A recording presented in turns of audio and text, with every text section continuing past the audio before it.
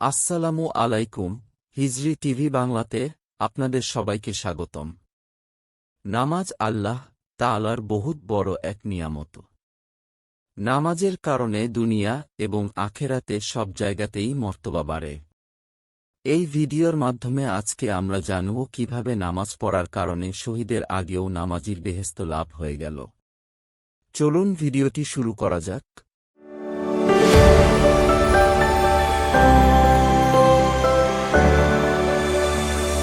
হযরত আবু হুরায়রা রাদিয়াল্লাহু তাআলা আনহু বলেন, এক গোত্রের দুইজন সাহাবী একসঙ্গে মুসলমান হইলেন।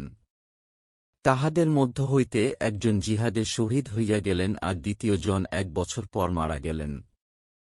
হযরত তালহা ইবনে ওবায়দুল্লাহ রাদিয়াল্লাহু তাআলা আনহু বলেন যে, আমি স্বপ্নে দেখিলাম যিনি 1 বছর পর মারা গিয়েছিলেন তিনি সেই শহীদের আগে জান্নাতে প্রবেশ করিয়াছেন। ইহাতে আমি অত্যন্ত আশ্চর্যবোধ করিলাম যে শহীদের মর্তবা অনেক উঁচু, তাহারই তো আগে জান্নাতে প্রবেশ করার কথা। এই বিষয়টি আমি নিজেই হুজুর সাল্লাল্লাহু আলাইহি ওয়াসাল্লামের নিকট আর্জ করিলাম কিংবা অন্য কেহ আর্জ করিল। হুজুর সাল্লাল্লাহু আলাইহি ওয়াসাল্লাম এরশাদ ফরমাইলেন, যে ব্যক্তি পরে মারা গিয়াছে, তোমরা কি তার নেকি সমূহ দেখিতে পাও না যে তাহা কত বৃদ্ধি পাইয়াছে?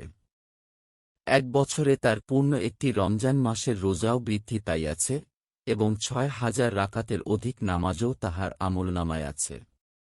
সুবহানাল্লাহ। আল্লাহ পাক আমাদের সবাইকে উত্তমভাবে নামাজ আদায় করার তৌফিক দান করুন। আমিন।